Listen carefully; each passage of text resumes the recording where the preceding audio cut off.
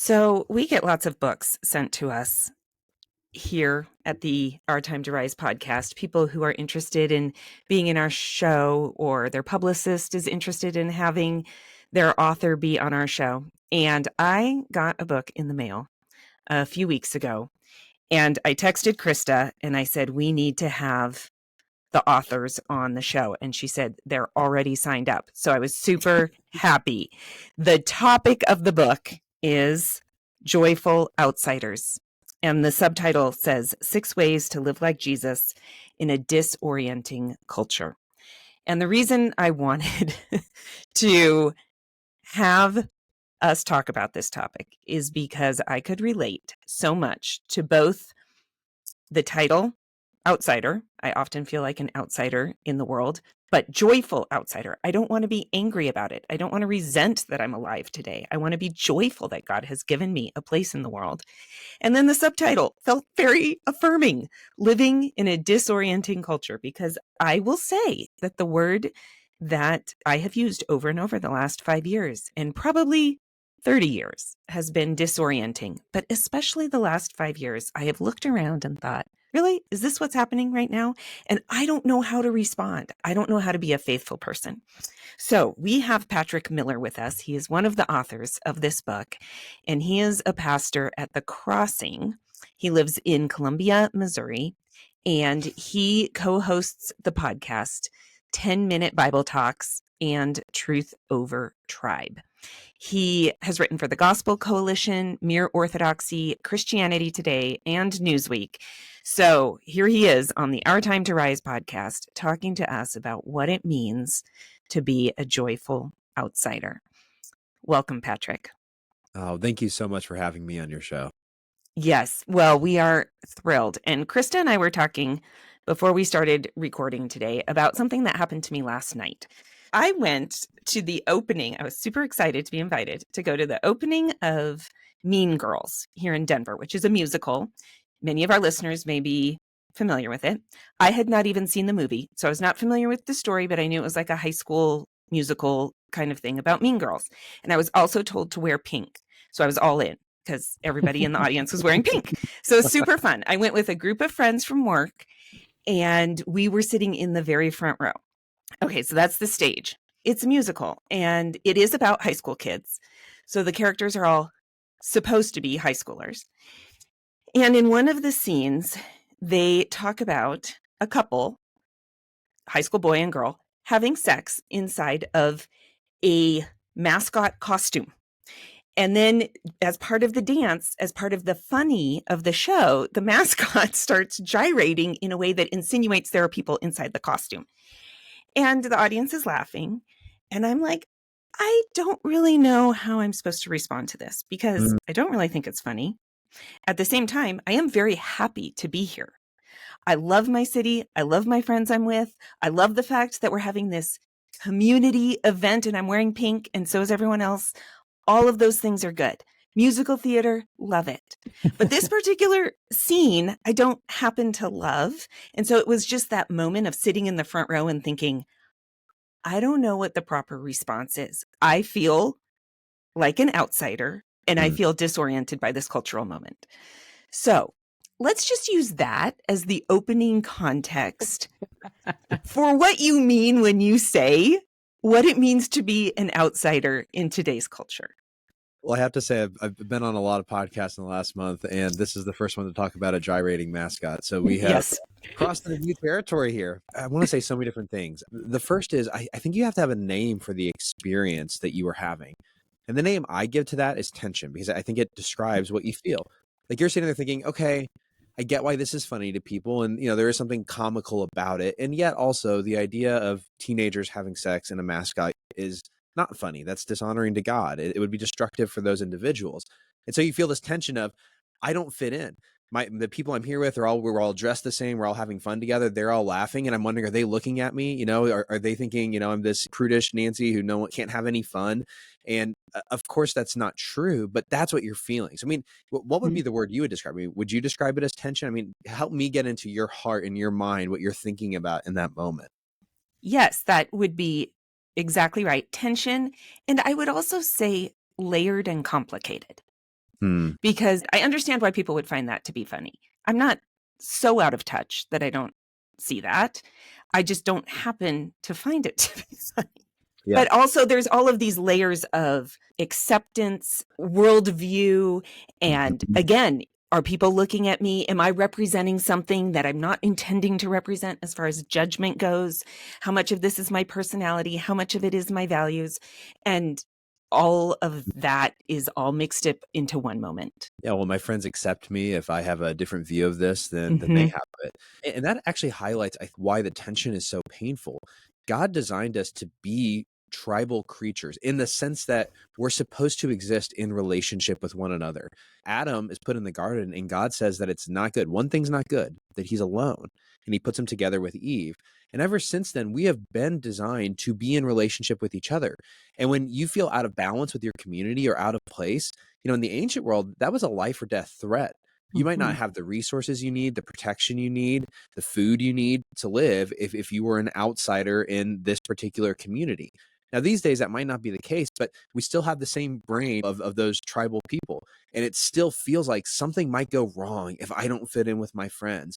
And that's why we call it tension. It's deep cognitive dissonance. And I think the temptation is to try to resolve the tension, right?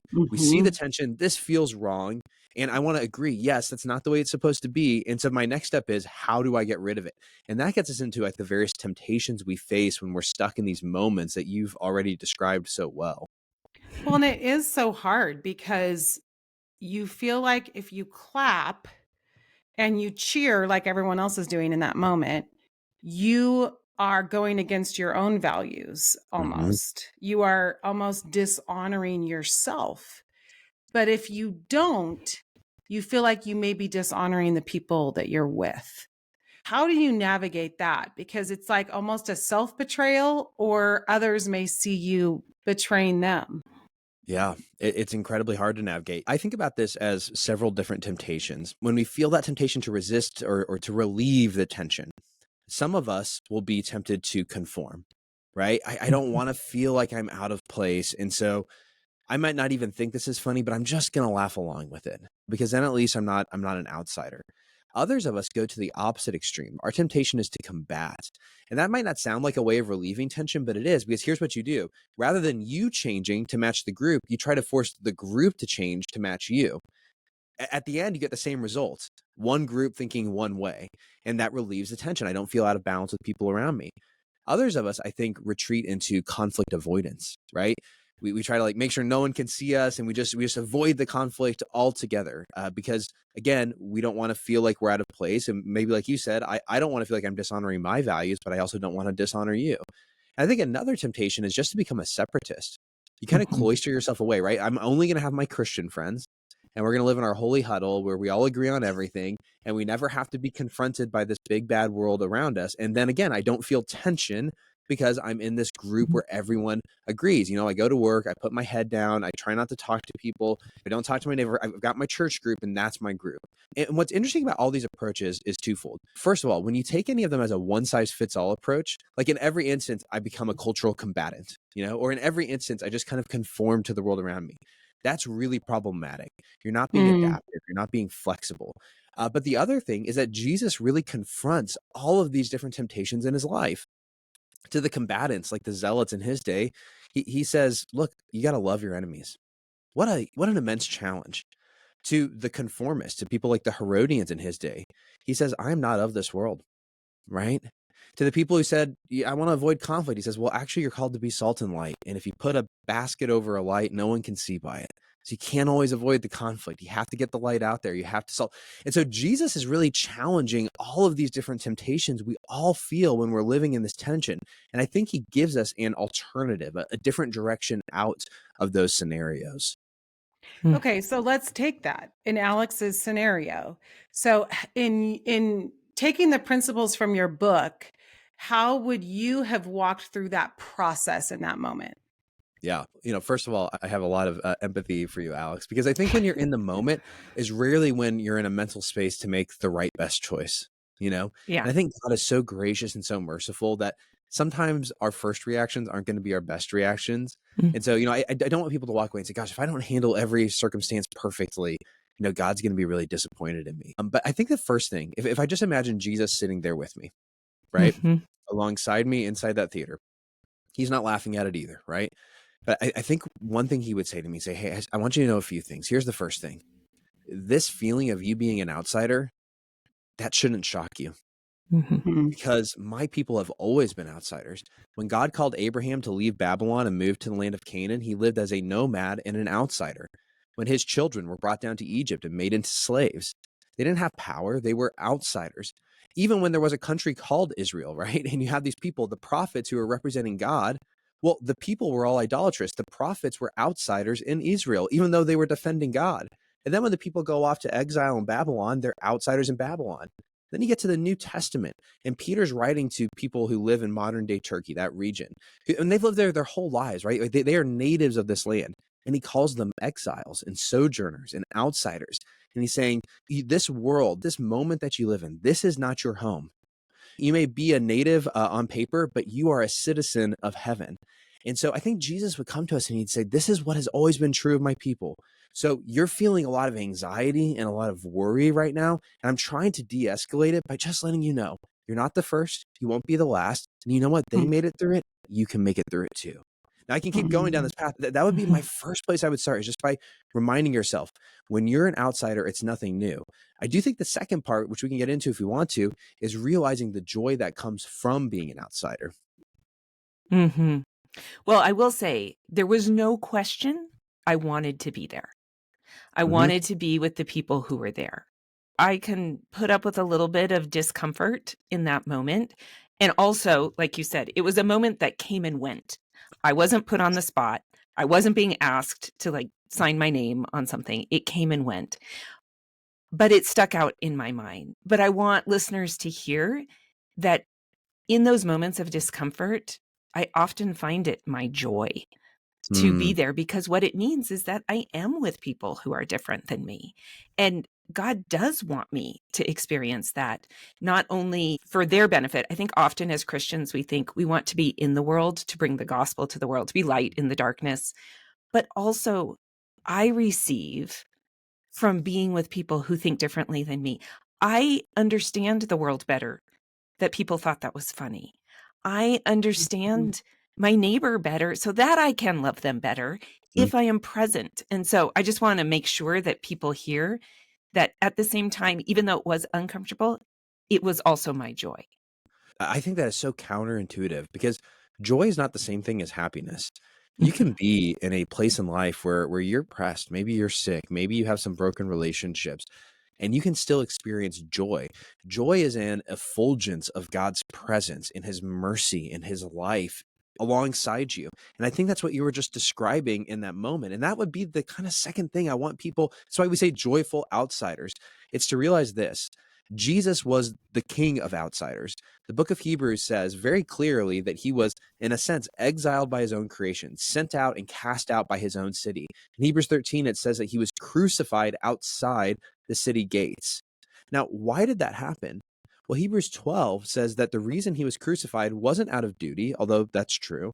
It wasn't out of obedience, although, yes, he was being obedient to his Father. Hebrews 12:2 says that he was crucified for the joy that was set before him.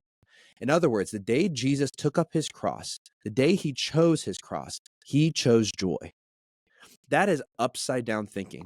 The idea that going up onto a cross is choosing joy. But Hebrews says it was, because he knew that on the other side of every death is life.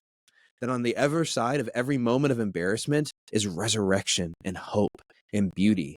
And Hebrews 13 goes on to say, therefore you go outside the gate. You become an outsider alongside him and bear the reproach that he endured. And again, that sounds like a bad deal. Who puts that on their Christmas list, right? Like, I want to be an outsider today. No one does. But what the author of Hebrews is saying, when you choose to be an outsider, you choose joy. Because when you choose to be an outsider, you choose to be with him. One little story that I think could really illustrate this. There was a tightrope walker. His name was Charles Blondin, and he tightrope walked in the 1800s. And he stretched a rope across the Niagara Falls. He wanted to be the first person to tightrope the Niagara. And crowds gather Everybody thinks he's going to die. According to newspaper reports, people are saying he's going to be dashed to atoms. And he starts going across, and there's 70-mile-an-hour winds buffeting him from each side. He gets about halfway across, and he stops. Everybody thinks he's done. He lowers a rope to a boat below him. But instead of climbing down the rope, he brings up something, and they realize it's a bottle of wine. He drinks the bottle of wine, throws it back down, and then finishes his walk. Now, at this point, the crowd is, erupting with cheering. They can't believe he's done it. And he keeps doing wilder tricks. He does it backwards. He does it without a balance beam. He does it blindfolded. He takes a camera out with him at one point. He takes a picture of the crowd with those, old-timey 1800s cameras. And finally, he goes to the crowd after 2 weeks and he says, "Do you believe that I can do anything on this rope?" And they all cheer. "Yes, you can do anything." He says, "Okay, then one of you raise your hand to climb on my back." Well, the crowd goes silent. Only one person decides that he'll do it, a guy named Harry Colcord. And Harry Colcord climbs up onto his back, and they get about halfway across, and the guy wire starts snapping on the rope. And Charles Blondin stops, and he says, "Harry, you are no longer Harry Colcord. You are Charles Blondin. Do not try to balance. When I lean, you lean. When I sway, you sway. If we are not one, we perish." And they made it to the other side alive. When Jesus invites you to be an outsider, in that moment, in that play, he's saying, hey, right now, when you feel this tension, when you feel like an outsider, I am inviting you to clamber up onto my back. Not because you think you can get through this, but because you've already seen me go across. I went through death and came out the other side alive. Mm-hmm. He's inviting you in that moment to say, Jesus, I feel out of place. I feel awkward. I feel like my friends might judge me. But Jesus, I really need you right now to give me your joy and your presence. And so I'm just going to get up on your back, not because I can do it, but I know you can carry me across. And that's the joy you get in those moments. You would never experience that joy if you started combating and saying, why are you guys laughing right now? Or you started conforming and just laughing along with them. The only way you get the joy is by in that moment coming before him briefly in prayer and saying, Jesus, I cannot do this alone. I feel so out of place. Would you be with me? And he will answer every time, yes, I will be. And when he does that, you will have a joy, an effulgence, a hope, a beauty in your life you cannot have otherwise. And so I think that's the promise of what it means to be a joyful outsider, to resist these other options and instead to lean on him, climb on his back, trust him to carry you through these moments. It's a really beautiful metaphor. And I'm just constantly thinking as you're talking about wisdom, that we need so much wisdom as we walk, because usually when things happen, we're not anticipating what's going to happen. It's a surprise. Yeah. And then we're almost surprised. And you have a story at the start of the book where you talk about a situation that your whole town was kind of a part of. And you had to seek wisdom to know how to move forward. I would just love to hear, what does leaning on wisdom look like as you're trying to decide how to handle something, as you're climbing on the back of Jesus, so to speak, and you're swaying when he's swaying? The first thing I would say is most of life is not black and white. Mm-hmm. Sometimes we pretend like it is, like there's always a right choice in every situation. Or even that, if I have an option of 5 choices, 1 is the right one. Sometimes 3 are the right one or 4 are the right one. You don't always know. Life is very gray. And that's why wisdom is such an important word, because in the gray moments of ordinary life, what we need is discernment. What we need is wisdom. And so, we have faced so many of these moments in our church because we've chosen to be joyful outsiders. We won't combat, we won't conform. And at our school district, well, actually our city, every year holds a yearly diversity breakfast where it celebrates the life and legacy of Martin Luther King. And they'll typically invite in dignitaries from the city and business owners and also students from the local schools. And so this was exactly that, except there was a component of this particular breakfast that was not appropriate for children. And unfortunately, the school district hadn't alerted parents to this inappropriate thing that was going to happen inside of the show. It did not involve a mascot, for the record. It was inappropriate. And so when word got out afterwards, everybody's reacting in different ways. And so I love to ask people, what would you do? For example, we had a mom who was a part of the church whose son is severely autistic. He can't communicate. He can't have a two-way conversation. And he's usually not allowed to go on these field trips because of that. But they invited him to this one because it was a diversity breakfast. And so he gets back and she's thrilled. She's like, oh my gosh, he's finally proved that he can go on to field trips and he did a great job. And then she finds out he saw something he shouldn't have seen. And she can't even talk to him about it. What would you do? What's the right response? What would you do if you were a parent whose kid didn't go, but you're worried that or a school district will send kids on field trips without parental permission, clarifying what's happening. What would you do if you're a school board member? Maybe you disagree with what the school board did. Should you go out in public and say something? Should you do something in private to try to change it? What do you do if you're a representative of the state? Everybody has these different roles in these different places. And we had to ask that as pastors. What was our role as pastors? Do we say nothing? Do we say something? And one thing I discovered in the midst of that was that, again, there are no obvious choices. We ended up doing something we usually don't do. We did end up saying something. Now, we didn't critique the school district. We just said, hey, in a city as pluralistic as ours, we're very red and blue here. Look, we're not going to agree on everything. So whether it's a prayer rally or something else, parents should be given the opportunity to make choices for their children, right? And we thought that was pretty uncontroversial. But we were eventually invited into the superintendent's office. We let him know when we wrote this article. And, he brought us in there. He had a school board member in there. And before Keith and I walked in, we had a piece of paper, and Keith's my co-author. We wrote down our goals for this meeting. And the first goal on that list was make a friend, because we knew that that superintendent was a leader, and leaders are lonely. They often don't have people who understand them, understand their stress. And we're leaders. So leaders of a very large church and institution in our town. So we get it, right? But we went in there, and I would say that goal was not accomplished, not because of us, but because he was very angry and called us some rather nasty things that I won't repeat here. But again, we had the choice. Were we going to be combatants, or are we going to trust what Jesus said and said, you know what? He called me to love my enemies. And so I'm going to love this man. He can call me a segregationist. He can call me lots of mean, evil things.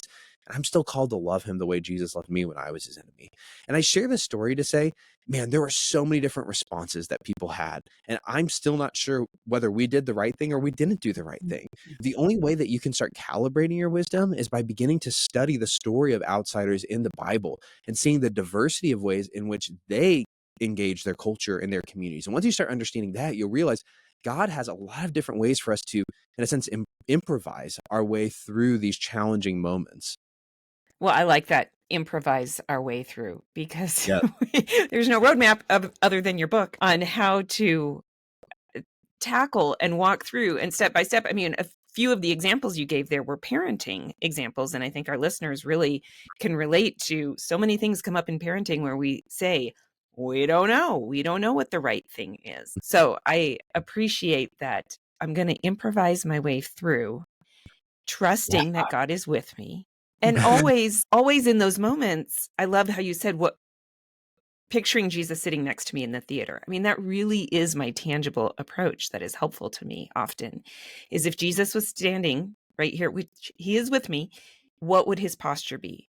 What would he be doing to respond? And I think that's a helpful practical. That improvisation, I mean, it's easy to talk about cultural hot button issues, things like sexuality or this or that. And that's where people often end up arguing. But there are so many areas that God is calling us to be outsiders in that I think we're often oblivious to. Like a great example, this is a parenting example. I had some friends who I trusted who recommended that my family watch this new game show called Beast Games. It's this YouTube star named Mr. Beast, and it's all about him giving $5 million away to these contestants. And so I thought, I don't know about that, but I had enough people say, oh, it's really fun. It'll be good for your kids. There's nothing inappropriate in it. Go watch it.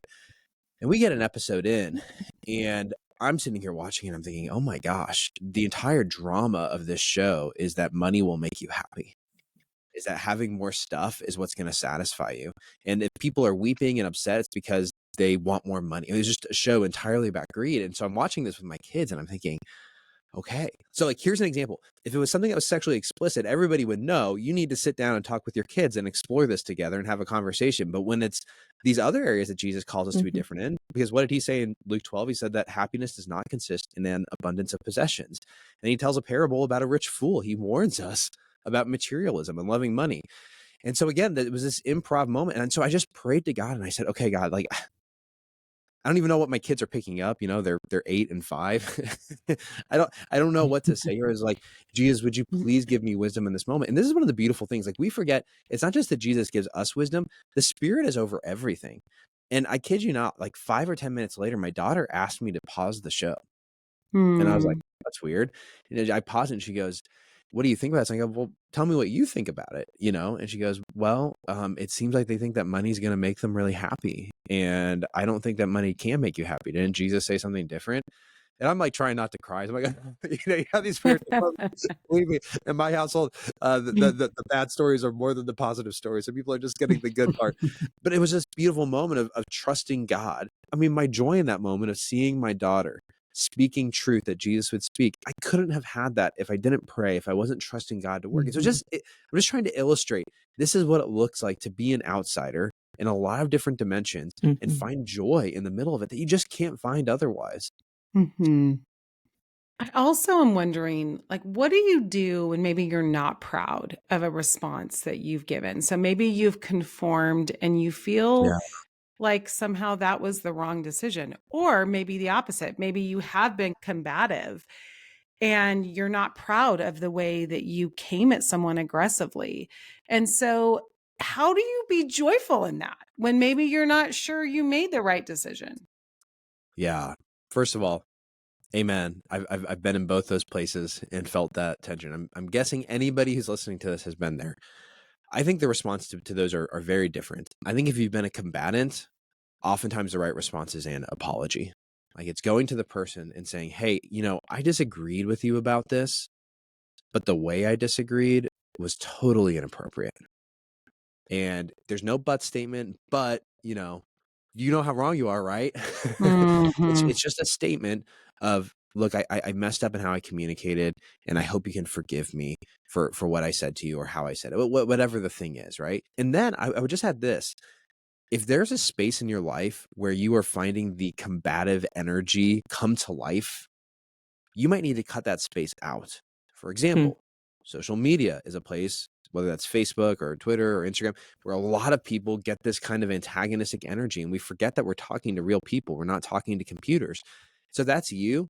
Even if you're not out there posting, if it's generating the anger and the hatred inside of you, you might need to take, a Sabbath from those social media platforms. It might be reading the news or watching the news. Like, there might be different spaces in your life that are ginning up and generating that response. That's what I'd say to the combative people. To conformists, it's a little bit different, because conformists tend not to, offend people. They tend to make people feel like, oh, I'm accepted and everything's great. So what I would encourage you to do is just try to take stock of where your conformity may have actually harmed someone, right? So what were the instances in which you remained silent or you encouraged something that was destructive, and that didn't work out well for the person, right? And I think in those instances, again, there might be an apology saying, hey, you told me that you're really struggling in your marriage, and your husband is, he's cold and he doesn't listen to you, and he disappears from the house for hours at a time. And, you told me that you're thinking about chasing a relationship with a different man just for fun. And I kind of laughed and didn't really make a thing out of it. Or maybe you told me that you're kind of having an emotional affair at work. And I was like, oh, that's kind of exciting. Can I just be honest with you? I think that your marriage needs to be your priority. And I'm afraid that if you keep going down this path, it's going to be really destructive. You're going to hurt your family. You're going to hurt your kids. You're going to hurt yourself. And I think you're really going to regret it. So what can I do to help you and your husband get to a healthy place? Like, that's where I think the conformists have to start owning, because conformists don't seem like people who offend others. They can cause, in some ways, more harm. Like, it's really easy to write off a combatant, but when you've got someone in your ear who's telling you to do the wrong thing because they don't want to be an outsider, that can be far more destructive than the person who's just the annoying guy on the side shouting at you. That person's pretty easy to ignore. I'm thinking about this last weekend was mom's weekend for our sorority college. So I was with moms that I'm not normally with. And Yeah. afterwards, I was thinking about my responses in some of the conversations I had, Mm-hmm. and how I was not feeling great about how I said something. Like, the Mm-hmm. underlying message, I kind of stand behind, but the way I said it, I was trying to be funny, and I Mm-hmm. was probably trying to conform.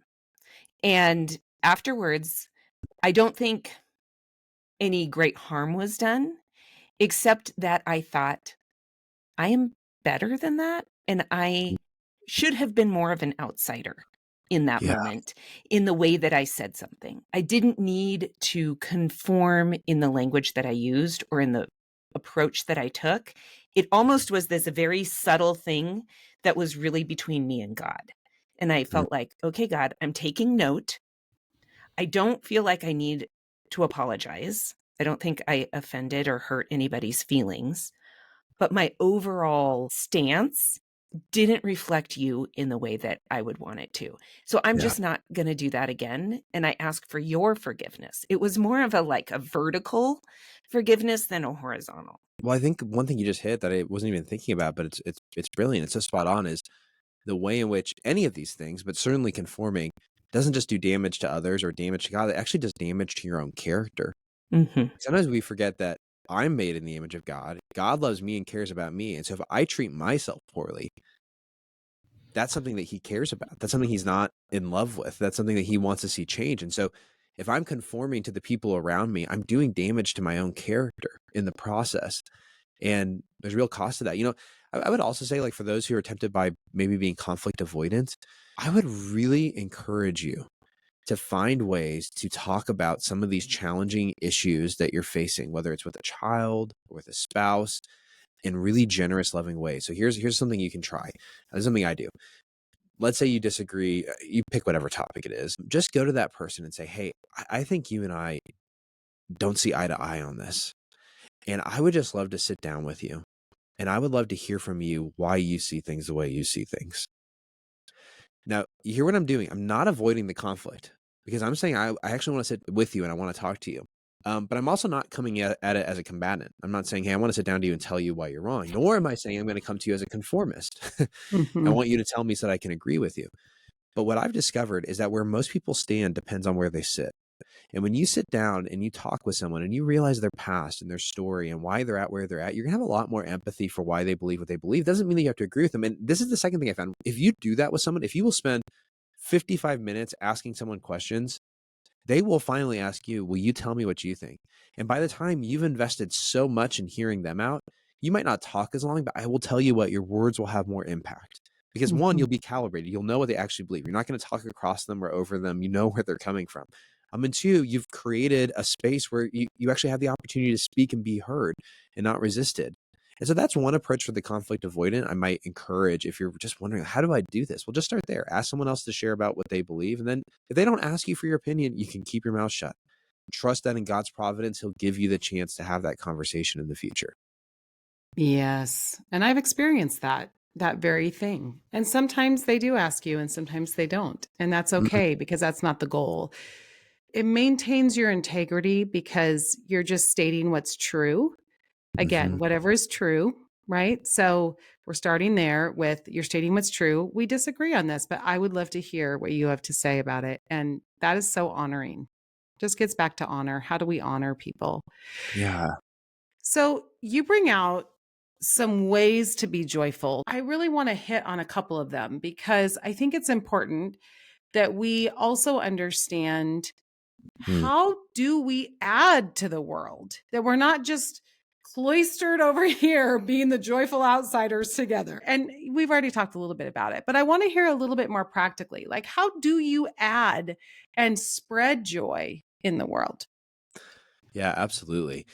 Again, I think the Bible's our best guide. And the prophet Jeremiah, he was writing to people who were living as exiles in Babylon. So these are outsiders in a culture. They don't speak the language, they don't eat the food, they don't share a lifestyle.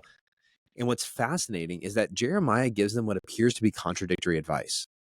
In Jeremiah 51, he tells them to flee from Babylon. In other words, he's calling them to resist Babylon. He says, look, Babylon's going to burn, and it would be best not to get caught in the conflagration. He says, look, Babylon is kind of, he doesn't use this metaphor, but it's like an airport, right?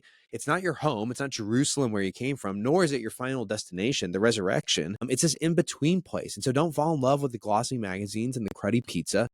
Have your bags packed and be ready to go. Resist Babylon, right? Mhm. And then in Jeremiah 29, he also writes a letter to those exiles, and he says what sounds to be the opposite. He says, seek the welfare of the city in which you find yourself, for in its welfare you will find your welfare. He uses language from Genesis 1, be fruitful and multiply.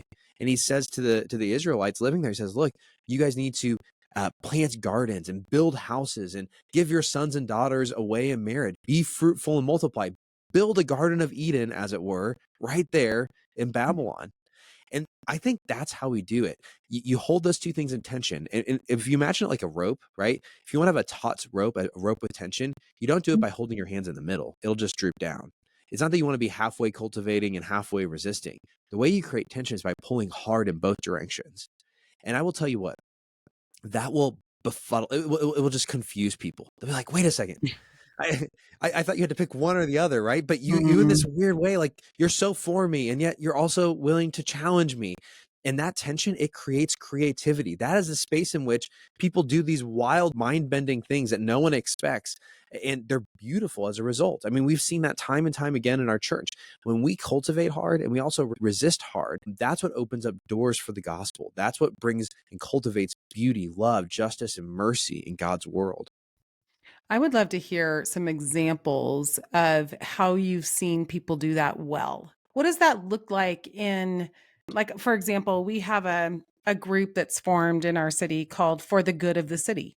I And love it really is like they gather all these people that you wouldn't expect, like business people, and they're down like playing cornhole with the homeless on the street, and they're picking up trash, and they're just for the city. That's literally their only mission. It's very uncomplicated, for the good of the city. Yeah. But what are some stories of ways you've just seen people do it well? Yeah. In the book, we talk about 6 different ways to be an outsider, because one of the things I will say is we're not all cut from the same cloth, and we're not all thumbs. That means that God gave us a body of believers to engage the world around us. And one of the problems that occurs is when we start picking one way to engage the world to the exclusion of other ways. You know, we talk about people who are protesters, those who change the world by challenging injustice, right? You have people who are advisors, people who change the world by influencing the influential. You have artists who change the world by creating beauty. You have ambassadors who are evangelists. They change the world by winning hearts. You have trainers who are disciplers who change the world by changing people, by developing habits. And then what I think you were just describing a moment ago is another category, which are the builders. These are people who change the world by building institutions. Those might be nonprofit institutions, they may be for-profit institutions, but people who are builders fundamentally understand that our common life, the life we live together, is lived in institutions. Where you work shapes you, where your kids go to school shapes them. The kinds of nonprofits we have, we participate in, shape our city. They shape our character, they shape how we think about space and time and one another. And so what you're highlighting is what a lot of if you're a builder and you heard that and you're like, oh man, I love that, you know, the for the city thing, I'm so in. Like, I'd love to start a nonprofit like that, or I want to be a business leader, you know, who's giving and helping their employees invest in these kinds of things. You are a builder. God designed you to build, to do what we just described a moment ago. And that's beautiful. Not everybody's going to be a builder. One of my favorite examples of a builder is a guy named Alan Tibbles. He lived in the East Coast, and in his 20s, he was an athlete. He wanted to go into ministry, but he's playing basketball. And one day he goes up for a layup, he misses it, and he crashes into the cement wall behind the basketball hoop. And by some bizarre set of circumstances, he ends up paralyzing himself. He's a quadriplegic. So at the age of 26, he's married, he has 2 kids, and he's realizing, I'll never walk my daughter down the aisle. I'll never teach my son how to throw a football. I'll never be able to tie my own shoelaces. His whole life has changed. And as you can imagine, like, that's someone who's living with a lot of tension. But here's the thing. He was living with Jesus, and he told his wife in the hospital, he goes, I know this sounds crazy, but I'm convinced that this wheelchair is God's plan for my life. Hmm. And so he started building. He started thinking, what is God calling me to do? And he got together with his friend Mark Gornick, and they patched up this crazy plan that they would go move to Sandtown, Baltimore. It was the most dangerous part of Baltimore. And they would see what God would do to use them to change that area of the city. And for some reason, his wife agrees. Now you've got this quadriplegic guy moving to Sandtown, right? There's no wheelchair ramps. It's hard to get around him. He said everybody thought he was either a cop or a drug dealer. No one can make sense of what they're doing down there. And him and Mark, they sit down one night with their wives, and they take out a piece of paper, and using his mouth, Alan Tibbles begins to draw on the paper, and he draws 15 square blocks of Sandtown. And he tells them that his vision is to renew and revitalize those 15 blocks, to rebuild all these houses, to basically get out the tenants that were taking huge amounts of money from people and instead give them mortgages that were more affordable than their rent, to make it a beautiful place that people loved to live in, to hire the ex-cons and the criminals who lived in the neighborhood to be a part of these building projects. And here's the thing, from his wheelchair, he did it. It took decades, but the guy did it. They built community centers, they planted churches, they renovated 15 square blocks, and people still Wow. live there to this day. Now that's a builder. That's not everybody's calling. Some of you is like, oh my gosh, I could never do that. But there are some of you listening to this. I'm just going to tell you this. It might not be on that scale, but God wants you to build something. Hmm. He wants you to be a builder. He wants you to be a Nehemiah in your world.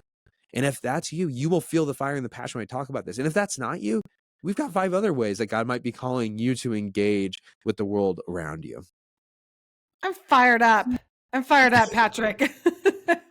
I'm a builder. I will. You're a I builder. know that. I know I'm a builder, and it just fires me up because it's true. Like, let's go impact the world. Like, let's Mhm. go and bring the joy. And yes, we're outsiders, but let's go do it. Let's go. Let's Yeah. go. I'm all And isn't about that it. beautiful that we have people like you, Alex, who like who want to do this? Because I will tell you what, there are a lot of people who hear that and they are not fired up the way you're fired up right now.